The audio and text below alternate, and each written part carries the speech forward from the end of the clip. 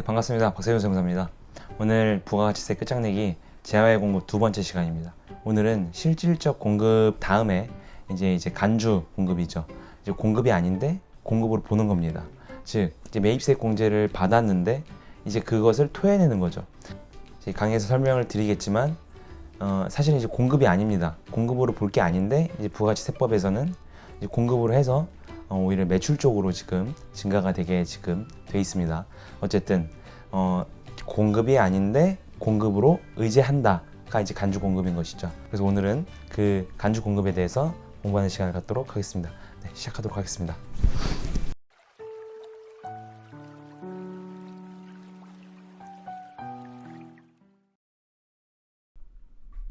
네, 바로 시작하겠습니다. 부가가치세 끝장내기 재화의 공급 두 번째 시간입니다. 재화의 공급 첫 번째 시간 실질적 공급이었죠. 네, 오늘은 공급 의제 편입니다.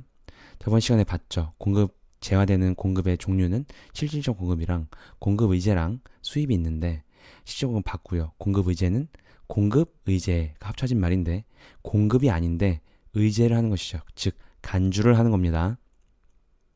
자, 그래서 오늘은 이거를 볼 거예요. 이 종류가 이제 여러 가지인데 그 종류를 보기 전에 반드시 이해를 하고 가셔야 됩니다. 이걸 이해하지 않으면 이 공급 의제, 즉 간주 공급이라고 하는데 이 공급 의제는 절대 계속 헷갈리실 수밖에 없어요. 저도 공부할 때 자꾸 이제 헷갈렸기 때문에 반드시 이걸 먼저 이해를 하시고 따라오셔야 됩니다. 저번 시간 복습을 하면요. 복습도 해야 되는 이유가 있어요. 그 부가가치세 개요편에서 제가 전 단계 공제법이라고 했죠.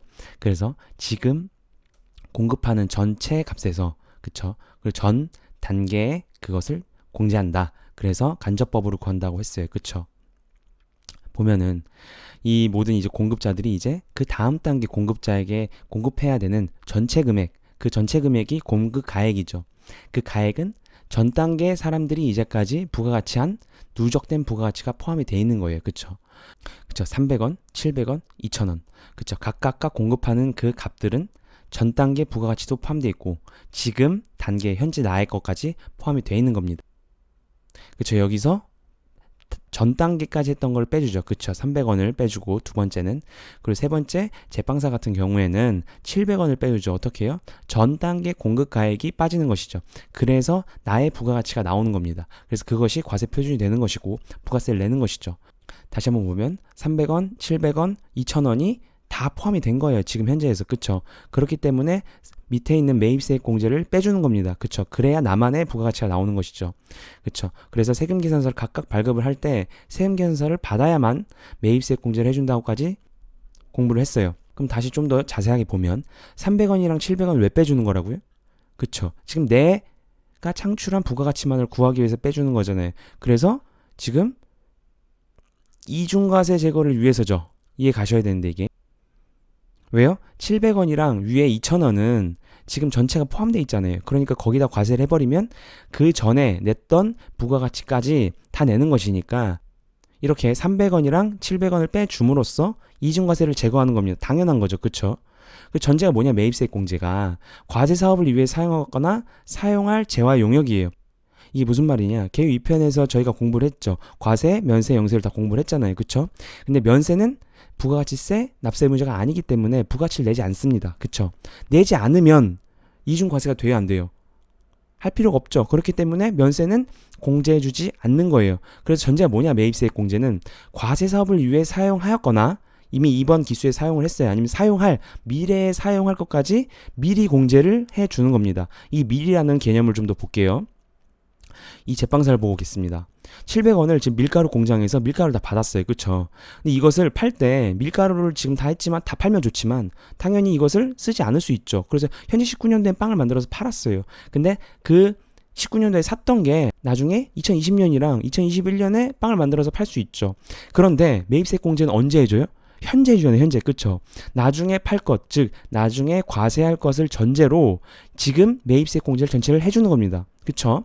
그래서 이 300원이랑 700원은 이중과세 제거를 위해서 미리 공제해 주는 거예요. 미리라는 개념이 들어가 있는 겁니다. 다시 전제를 보면 매입세액이 과세 사업을 위해서 사용했어요. 이건 미리가 아니죠. 이미 했던 건 당연히 지금 해줘야 되는 것이고, 그리고 또 사용할이에요. 그쵸? 사용하였거나 사용할. 그래서 이 사용할이 미리가 포함되어 있는 겁니다. 그래서 이중과세 제거를 위해서 미리 공제를 해주는 것입니다. 그게 매입세 공제의 개념이에요.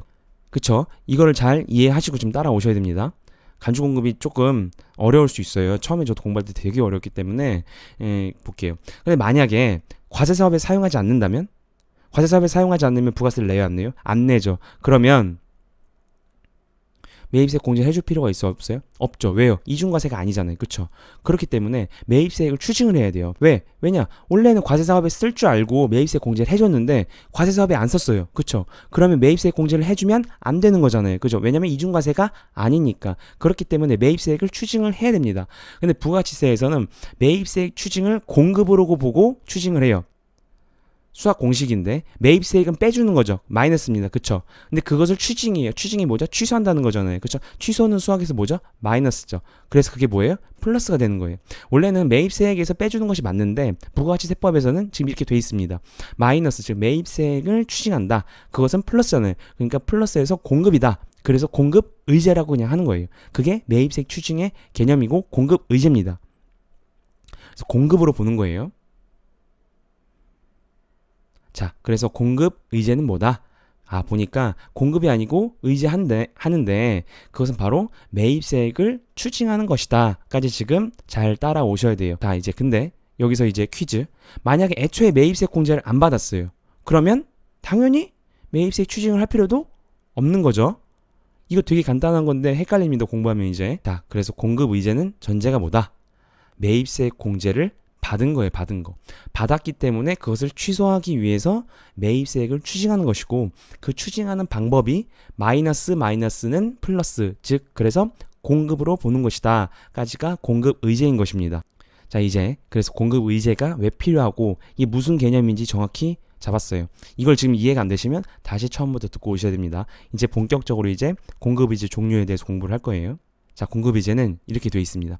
면세 사업으로의 전용, 비영업용 승용차와 또 그 유지의 사용, 그리고 개인적 공급, 그리고 사업상 증여, 폐업 시 잔존재화, 그리고 판매 목적 타 사업장 반출인데, 이 6번은 이 매입세액 추징이랑 전혀 다른 개념이에요. 그래서 마지막에 설명을 드릴 것이고 1, 2, 3, 4, 5번은 다 똑같습니다. 그래서 하나하나 보도록 할게요. 자, 이제 면세 사업으로 전용부터 보겠습니다. 자, 이제 눈치 빠르신 분들은 면세 사업으로 전용됐기 때문에 당연히 매입세 공제를 해주면 안 되겠지라고 이제 생각이 드실 거예요. 자, 예를 들어서 기계를 하나 샀어요.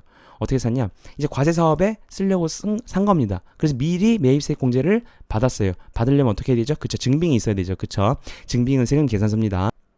세금 계산서를 받고 매입세 공제를 받았어요. 그죠? 근데 과세 사업에 안 쓴 거예요. 그리고 면세로 돌려버린 겁니다. 이 기계를 면세 사업에 쓰는데 쓴 거예요.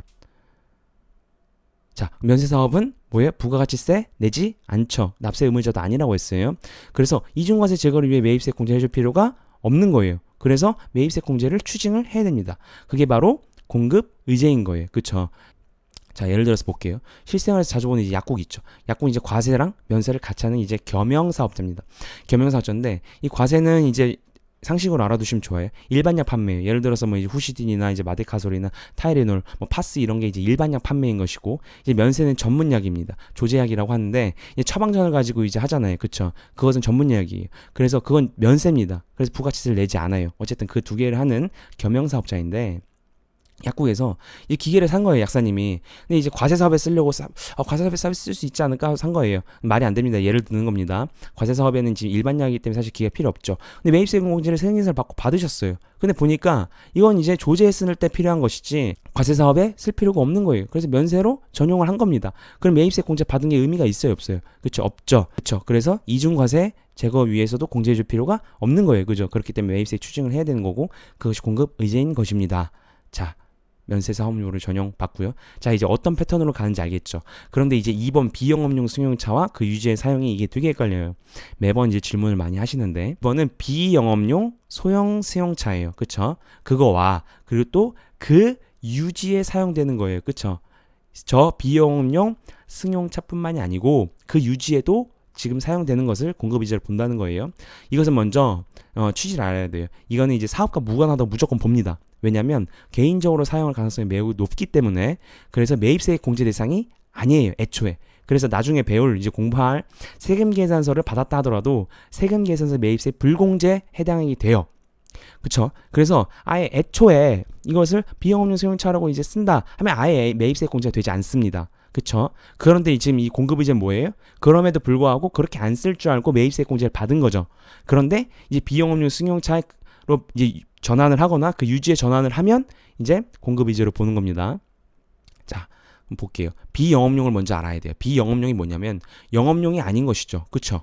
근데 이 영업용이라는 게 부가가치세법상에 이렇게 돼 있어요. 운수업이나 자동차 판매업, 자동차 임대업, 운전학원, 그리고 경비업에서 출동 차량 한정이에요. 이건 부가세에서 딱 나와 있는 영업용입니다. 이거 외에는 영업용이 아니에요. 자주 물어보시는 업무용. 저 이 차 업무용을 씁니다. 그 업무용은 부가가치세법상 영업용이 아닌 거예요. 업무용은 될 수 있지만 부가가치세법상의 영업용 승용차는 아닌 것입니다. 무조건 영업용은 이 오른쪽에 있는 운수업, 자동차 판매업, 자동차 임대업, 운전학원업, 경비업이 끝인 거예요. 자, 그래서 일반 회사 대표님이 이제 차를 뽑거나 이제 직원들이 이제 차를 사죠. 그쵸? 그럼 이거는 영업용이라고 했어요? 아니라고요? 아니라고요. 이거는 업무용에 쓸 수 있겠지만 부가가치세법상 영업용은 아닌 거예요. 영업용이 운수, 자동차, 자동차 임대업, 운전학원업, 경비업이라고 했잖아요. 그쵸? 그럼 예를 들어서 이렇게 되면 어떻게 될까요? 택시회사에서 택시를 샀어요. 뭐예요? 운수업이죠. 택시회사에서 택시로 쓰기 위해서 택시를 샀습니다. 그럼 이거는 영업용이에요? 아니에요? 영업용 맞죠? 그쵸? 운수업에서 운수업에 쓰기 위해서 산 거잖아요. 그런데 택시회사에서 개인적으로 쓰기 위해서 대표님이나 직원분들의 차를 샀어요. 택시가 아니고. 그럼 이거는 영업용이 아니에요. 아니라고요. 그쵸? 요거를 잘 개념을 잡으셔야 됩니다. 자, 이제 알겠죠? 자, 그럼 소형 승용차는 뭐냐? 소형 승용차는 이제 개별소비세법에서 이제 돼 있는 건데 뭐 사실 그 법문까지 알 필요 없고, 자, 종원 8인 이하의 승용차 대신에 100이랑 1000cc 이하 제외입니다. 경차 제외죠. 그리고 일용 자동차, 오토바이, 캠핑용 자동차, 그 다음에 전기 자동차예요. 이게 소형 승용차입니다. 이제 좀 감이 오시죠? 보통 직원이나 대표님이 타는 차는 다 여기 안에 포함되어 있죠. 대신에 아닌 것들이 100이랑 1000cc 이하 제외죠. 그래서 모닝스파크 같은 경차, 그리고 카니발 스타렉스, 이건 8인 이하이 아니죠. 그쵸? 9인승 이상이죠. 카니발 7인승 있는지 모르겠지만 카니발 7인승은 안 되는 거죠. 카니발 9인승부터 되는 거죠. 그리고 포터 이런 거 돼야 안 돼요? 되죠. 그러니까 이런 정말 포터나 카니발이나 모닝은 사실 딱 보면 끌 수 있는 거예요, 없는 거예요? 대표님들이 이런 차 끌고 다닐 수 없죠, 대표님들이. 그러니까 이런 것들은 소형 승용차에 포함이 안 되는 거예요. 그쵸? 그래서 비영업용이랑 소형 승용차가 동시에 충족이 되는 겁니다. 그게 바로 비영업용 소형 승용차인 거예요. 그쵸? 그럼 볼게요. 동시에 충족되는 게 이렇게 됐을 때 비영업용이니까 옆에 있는 영업용이 아니라 일반 회사겠죠. 아니면 영업용이라 하더라도 그 영업용에 쓰이는 것이 아니라 아까 택시 예시처럼 택시 회사가 그냥 일반적으로 산 차겠죠. 그쵸? 그리고 소형 승용차죠. 그쵸? 소형 승용차. 그래서 이 두 가지가 충족이 된 것이 비영업용 소형 승용차가 되는 거예요. 그래서 이것은 뭐예요? 매입세 공제 대상 자체가 아닙니다. 그래서 세금에서 매입세 불공제라고 아까 말씀을 드렸고, 그래서 만약에 이것을 공제를 받는다, 그럼 공급 의제인 거예요. 자, 근데 이제 무조건 두 개를 충족해야 된다 그러네. 두 개 충족 안 하면 여기에 포함이 안 되는 거죠. 그렇죠? 비영업용 소형 승용차가 아닌 거죠. 예를 들어서 볼게요. 일반 회사가 아니고 영업용에서 사는 겁니다. 대신에 소형 승용차든 뭐든 상관이 없죠. 왜냐면 영업용을 쓸 거니까. 그쵸? 운수업에서 택시로 사는데 8인 이하의 승용차를 샀어요. 그쵸? 그러면 이거 매입세 공제 대상이 되는 거예요? 안 되는 거예요? 되는 거예요. 그죠? 운수업에서 카니발을 샀어요. 되는 거예요, 무조건. 그쵸? 그렇기 때문에 이거는 매입세 공제 대상이 되는 거예요. 그렇기 때문에 매입세 공제를 받았기 때문에 당연히 공급이자 추징 안 하는 거죠. 그러니까 공급이자가 아닌 거고. 그쵸? 그리고 두 번째 볼까요? 뭐 영업용이 아니고 일반 회사에서 샀어요. 그런데 소형 승용차가 아닙니다. 아까 뭐였어요? 뭐가 있었죠? 그쵸? 모닝스파크 같은 경유차나 카니발 스타렉스 같은 이제 9인승 이상 승합차나 이제 포터 이제 이런 트럭들 같은 경우는 일반 회사에서도 사도, 그쵸? 이건 소형 승용차가 아니잖아요. 그쵸? 그럼 이것은 매입세 공제 대상이 돼야 안 돼요? 되죠. 그렇기 때문에 매입세 공제 대상이 됩니다. 그래서 공급이자 추징하지 않는 거예요. 그죠? 자, 이제 구분은 됐어요. 그래서 비영업용 승용차는 뭐다? 그쵸? 동시에 두 개가 충족되는 것을 이제 보는 것이다. 그래서 그것은 보통 이제 충족되는 거면 당연히 사업과 무관을 더 많이 쓰겠죠. 이것을 알 수가 없잖아요. 그러니까 아예 안 해주는 거예요. 그쵸? 개인적으로 사용할 가능성이 크기 때문에 매입세 공제 대상 자체가 아니고, 그리고 세금계에서 매입세 불공제, 세금세 받더라도 불공제 대상입니다. 그렇기 때문에 만약에 그것을 매입세 공제를 받았다, 그럼 공급의제로 보는 거예요. 자, 예를 들어서 볼게요. 택시회사에서, 자, 택시회사는 운수업이었죠. 그죠?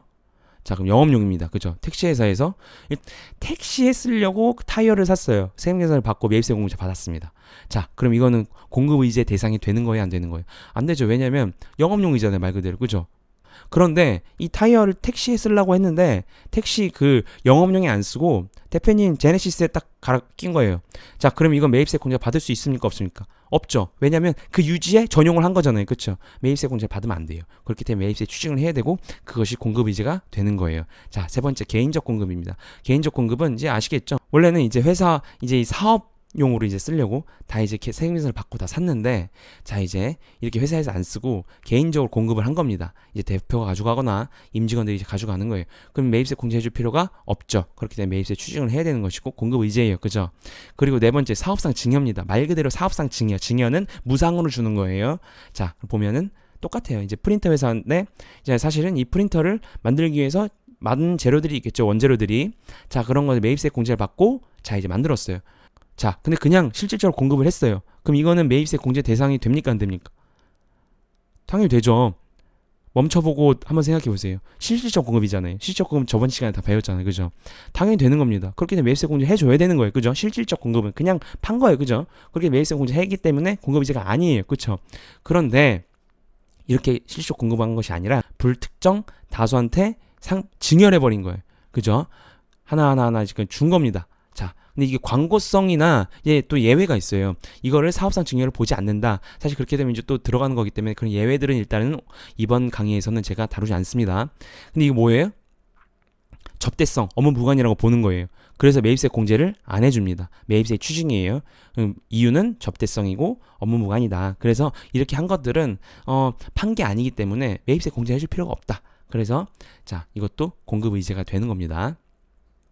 자, 다섯 번째, 폐업 시 잔존 제하죠. 실무에서 제일 자주 일어나는 거죠. 사실 개인적 공급이나 사업상 증여하고 찾아내기 쉽지 않아요. 그렇죠? 근데 이 폐업 시 잔존 제하는 금방 세무서에서도 알 수 있습니다.